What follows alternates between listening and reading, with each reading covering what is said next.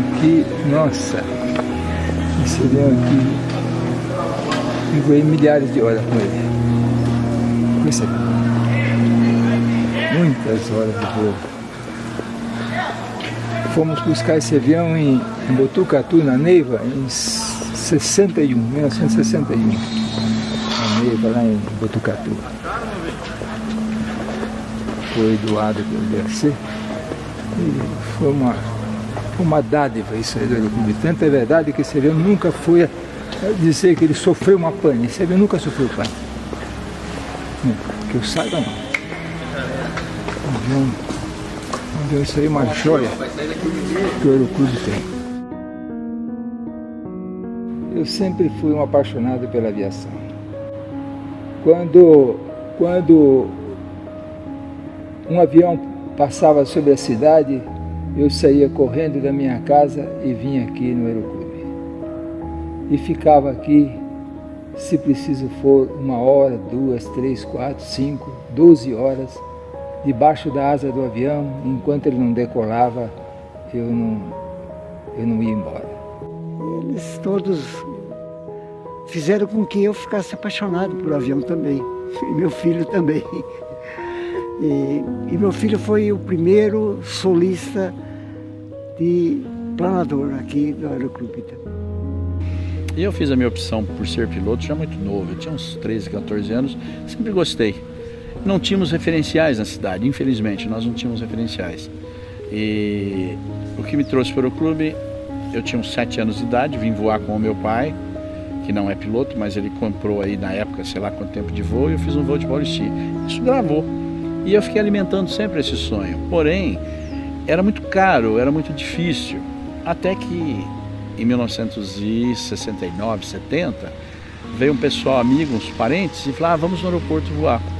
Eu vim voar e alguém pagou uns minutinhos para mim. A gente acaba, como apaixonado pela cidade, tudo que é para o bem da cidade, a gente acaba ficando apaixonado também. Realizei meu sonho, que é sempre voar, e quero continuar voando, manter minhas licenças em dia e tudo. A nossa vida era conversar sobre avião, falar sobre avião, sobre aviação, sobre o Aeroclube, e isso trazia em nós uma satisfação tão grande que a nossa vida era aqui.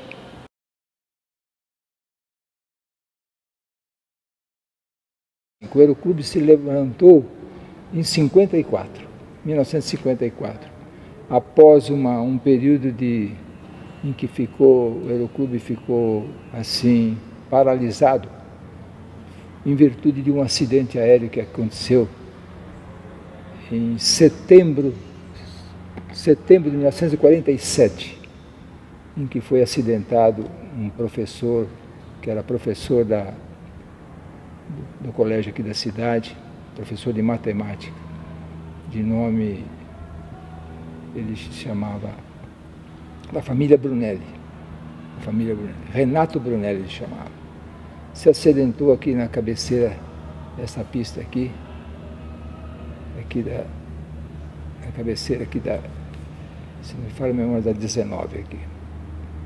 E ele foi fazer uma manobra muito avançada, em que hoje quem faz essa manobra, a Esquadrilha da Fumaça faz essa manobra para pousar, que chama pilof. E ele foi fazer uma espécie de um pilof a baixa altura, e ele, por sinal, entrou voando no chão. Faleceu. Junto com ele tinha uma moça que chamava-se Wanda Lopes. Ela morava próximo da minha casa, ali onde eu moro, ali na Avenida dos Amário, cruzamento com a 7 de setembro. Eu morava ali. Essa moça ela se acidentou gravemente, mas não perdeu a vida. Mas ele se dizimou. Comecei o curso em 1956, formei em 57. Em 58 ficamos aqui auxiliando o Aeroclube na qualidade de instrutor, apesar que não tinha carteira na época, mas ficamos aqui, né, nessa época, e o Aeroclube era muito difícil, era difícil naquela época, muito difícil. Mas e depois, com a evolução, foi evoluindo e hoje o Aeroclube está numa posição hoje invejável que está. Né? Os recursos eram poucos, a metodologia não tinha muitos recursos. E tanto é verdade que as provas eram provas difíceis, porque hoje, por exemplo, as provas são múltipla escolha, né? Antigamente era tudo feito através de redação, tinha que redigir tudo. Eu não entendia praticamente nada de aviação, mas os que me procuraram eram todos entendidos de aviação. E formamos a diretoria com esses elementos. E nós tivemos dificuldade com instrutores, porque na época nós não tínhamos instrutor aqui. Mas por fim, depois, com o tempo, formei também instrutor e fiquei muitos anos aqui, mais de décadas, dando instrução e também fazia a manutenção das aeronaves aqui, porque eu tinha as licenças de mecânico também. De início, o Aeroclube estava numa situação muito precária, estava para fechar. E atendendo um apelo dos amigos, eu resolvi aceitar a presidência do clube e em 1975 a primeira medida que eu tomei foi no sentido de restaurar a sede na cidade do Aeroclube e consegui, onde hoje é a Câmara Municipal, era um depósito de cadeira escolar que a prefeitura usava. Como o prefeito era meu amigo, eu pedi para ele se eu poderia utilizar para o Aeroclube. E fiz uma reforma, ficou uma sede. Como festividade, montamos um restaurante. Foi a primeira franquia da cidade, Tiquinim. E com bailes e com restaurante, conseguimos angariar um pouquinho de dinheiro para comprar o primeiro avião da história do Aeroclube de Itápolis. Foi algo maravilhoso. Uma viagem, me lembro tão bem também, quando nós tínhamos intenção de comprar um avião para o clube, para sairmos do Paulistinha, entrarmos uma aviação um pouco mais avançada. E tínhamos desejo de comprar um Cessna 172, e foi uma viagem que lembro tão bem que foi com o GVN. Saímos daqui, fomos a Três Lagoas, no Mato Grosso, onde tinha um avião lá que estava à disposição à venda. Em 4 lugares, um Cessna de 4 lugares, que condicionou para o futuro a aviação comercial, que antes era só turística.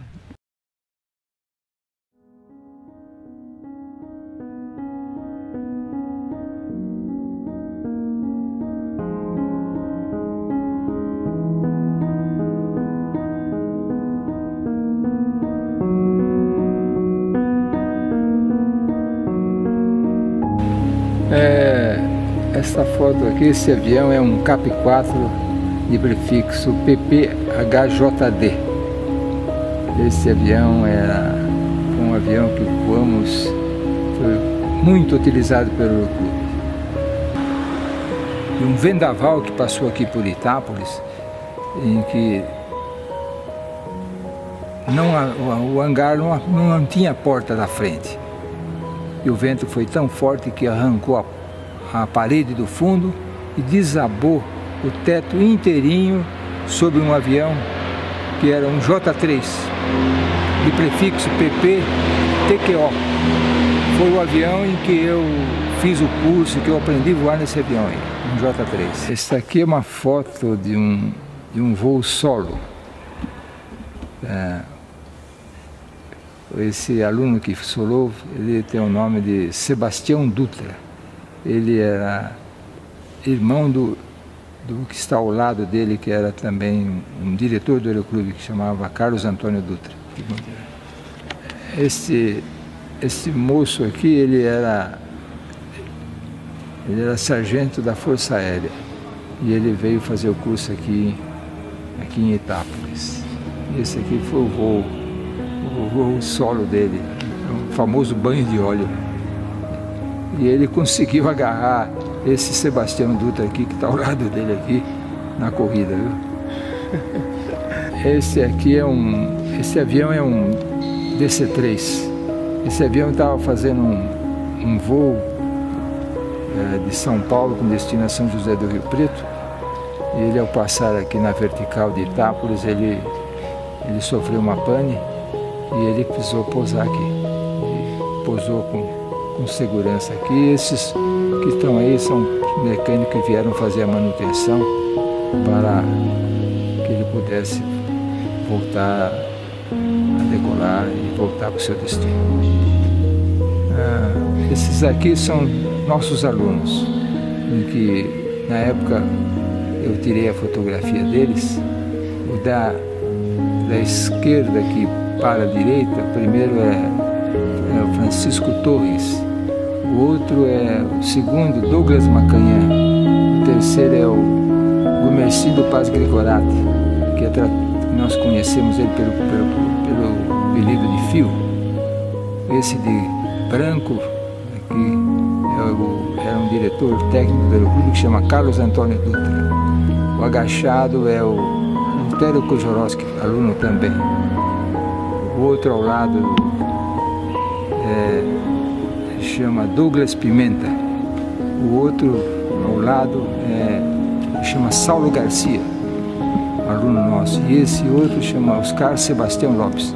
Também todos eles foram alunos nossos aqui que fazia o curso de pilotagem aqui no Aeroclube na época.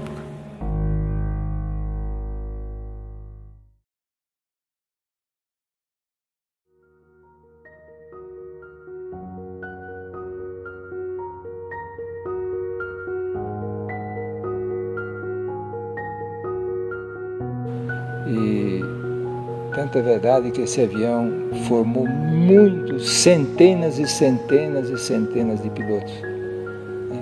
Inclusive o Edmir aprendeu a voar nesse avião, solou nesse avião, fez exame, se não me falha a memória, ele também fez o exame para tirar a licença de piloto privado nesse avião.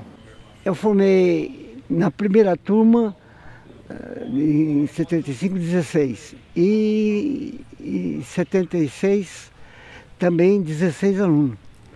E para isso eu recebi uma colaboração de um piloto da VASP chamado Edmir Gonçalves. Não sei se vocês conhecem, é um grande amigo nosso. E com a amizade que ele tinha no DAC, nós conseguimos 4 paulistinhas emprestados, que eles emprestavam para o Aeroclube, para a gente poder formar esses alunos. A minha vida, por exemplo, eu fui uma dedicação exclusiva ao Aeroclube na época. Foi excepcional. Eu tive muita satisfação aqui no Aeroclube.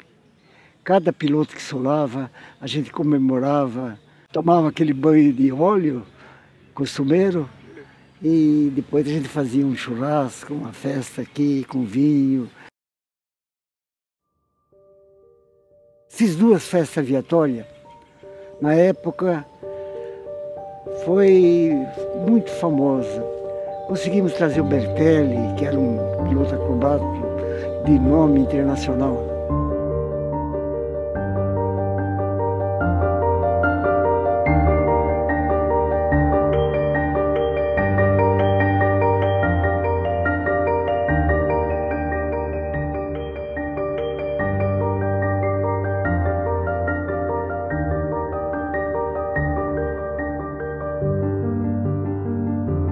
Major Zitelli era prefeito em Pirassununga, veio com um avião a jato, também que foi uma novidade, descer um avião a jato aqui em Itápolis.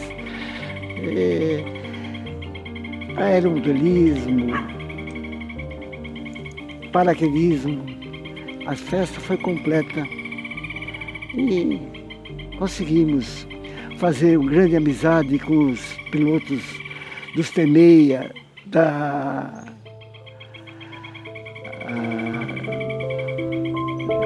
Quadrilha da Fumaça.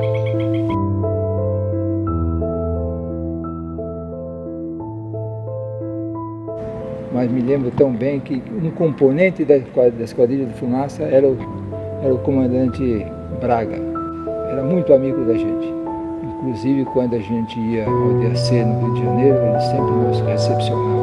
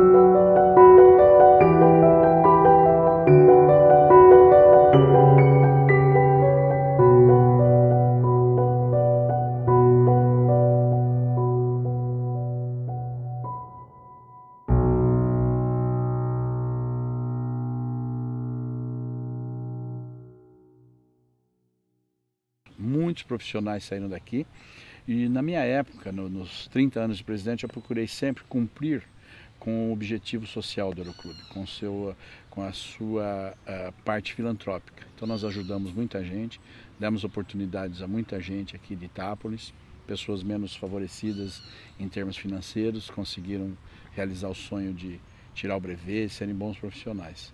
Então esse mérito a gente carrega com uma alegria muito grande, essa oportunidade que demos a todo mundo. Nós conseguimos projetar o Aeroclube no cenário nacional. O Aeroclube formou muita gente que voa em companhias de primeiro nível e isso fez com que o nome da cidade fosse conhecido. Então, na minha cabeça de administrador, eu pensava, primeiro vamos construir a infraestrutura, porque ela ficará para sempre. Comprar avião, a gente compra depois, é só ir na loja comprar. Então nós trabalhamos durante esses 30 anos em melhorar a infraestrutura. Então nós melhoramos os hangares, construímos 4 hangares, fizemos salas de diretoria, salas de briefing, piscina, área social. Então esse era o nosso objetivo. E também cuidando dos aviões. Eu me lembro, nós tínhamos um Cessna 172, nós saímos para os aeroclubes vendo os pedaços de a Paulistinha que tinha jogado por aí. E a gente ia recolhendo. E conseguimos reformar, hoje temos uma frota de 6. Então a gente salvou da depredação, salvou da canibalização esses aviões. E eles todos estão voando aí hoje. Depois veio o projeto dos bueiros do governo, a gente conseguiu 4 bueiros. E o Aeroclube foi crescendo nesse esquema, porque só tem sucesso se você tiver resultado. E o Aeroclube Itápolis teve resultado, porque seus pilotos, tanto os itapolitanos como os alunos que aqui vieram, se projetaram no cenário da aviação. Todos conseguiram emprego. Aí foi ficando assim, o cara veio do Aeroclube de Itápolis, então ele tem um padrão firme, um padrão bom de treinamento. E isso o Aeroclube sempre teve, esse padrão de treinamento que foi desenvolvido na época pelo meu instrutor, depois foi aperfeiçoado pelas pessoas que vieram me ajudar, melhorou muito com o Josué, com o Fábio, que é outro piloto de Itápolis que me ajudou aqui muito. E o Aeroclube conseguiu fazer o primeiro curso de piloto agrícola. Isso projetou bastante o Aeroclube também. E também a condição de que eu era checador, examinador. Então eu fazia exame nos pilotos vindo para Itápolis, São Paulo e Itápolis, praticamente toda semana. Então as pessoas vinham para Itápolis. Aí os filhos dos amigos, vamos levar lá para Itápolis que lá o Aeroclube é bom. E assim a coisa foi acontecendo, ele foi se projetando e conseguiu firmar-se como um dos melhores do Brasil. Eu conto sempre que aos 10 anos atrás, minha filha tinha dado à luz numa criança em São Paulo, no São Luís. O diretor dela era da firma que ela trabalhava, era de uma multinacional chamada Sodexo. E ele foi fazer uma visita e eu estava lá no quarto. E ele tinha vindo de Buenos Aires, tinha sido chefe lá em Buenos Aires da Sodexo. E falou para minha filha, eu tenho vontade de aprender a pilotar. E soube lá em Buenos Aires que no interior de São Paulo existe uma escola de piloto muito boa. Você não sabe onde é? Ela falou, meu pai foi o presidente dessa escola. Você vê que já há 10 anos atrás, Itápolis, o Aeroclube de Itápolis, era conhecido já em Buenos Aires.